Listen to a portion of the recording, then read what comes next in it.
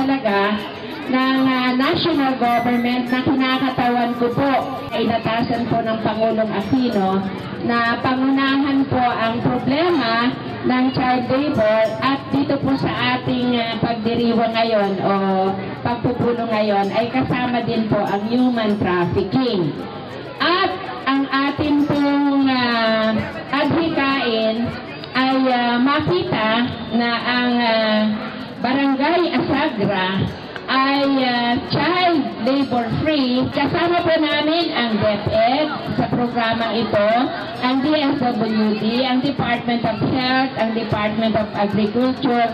Kami pong lahat na nasa Human Resource Development and Poverty Reduction Cluster ng Kabinete ay sama-sama po sa mga balangay nga napatuod sa kalibukan. Sa ating pong obligasyon ng ating pong mga anak na dapat nasa eskwelahan at nag-aaral ay dapat po talagang ganon ang mangyari sa kanila at hindi po sila ang pinaghahanap buhay po natin. Tayo pong mga magulang na malalakas at matitipuno ang katawan, ang siya pong dapat naghahanap buhay at katulong po ang pamahalaan. Tulungan sa gagmay managat sa taong Tulugan o Bais City.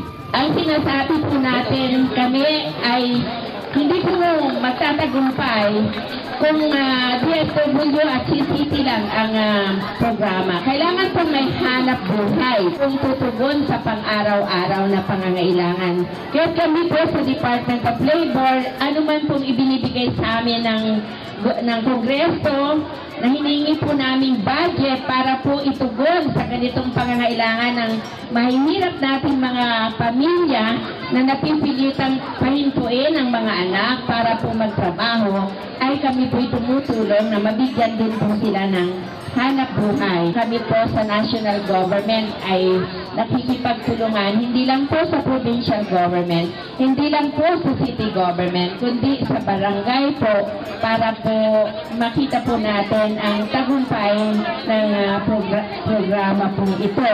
Kung ikaw kitang tangan, ako ikaw kitang tangan. Ito pong labor-free barangay ay nagtatagumpay kung yung pong mga bata ay nasa sa eskwelahan. Kung sila man po ay magtatrabaho, dapat po sila ay under the strict supervision of the parents. Hindi po sila under the bandage, yung debt bandage na sinasabi, pag may utang, sila po nagtatrabaho at yung pong kanilang kita na yung binabayad, hindi po sila nai-involve sa prostitution or anumang exploitation. At sila po ay normal nakakapamuhay sa ilalim ng pangangalaga po ng kanilang magulang.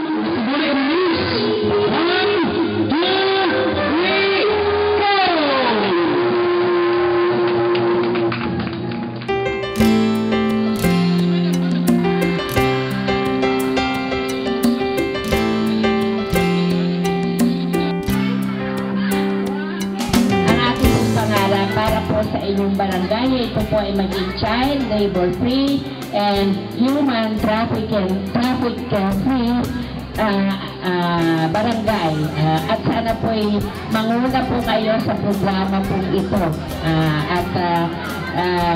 Ito po ay magaganap lamang kung ito pong ating sinimulan ay pagpapatuloy po natin.